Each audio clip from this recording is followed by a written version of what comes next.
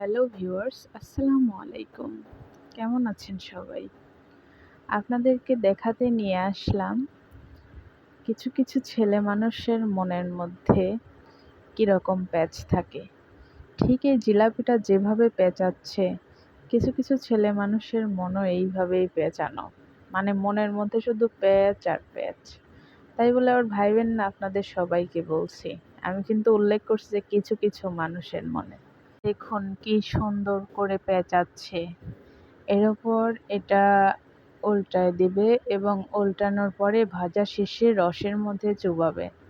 এরপর খেতে অনেক মজা। ঠিক এরকমই কিছু কিছু ছেলে মানুষ ভুলাইয়া ভালাইয়া বাসায় নিয়ে আসে, বিয়ে শাদী কইরা নিয়ে আইসা একদম কামের বিটের মতো খাটায়। আহারে!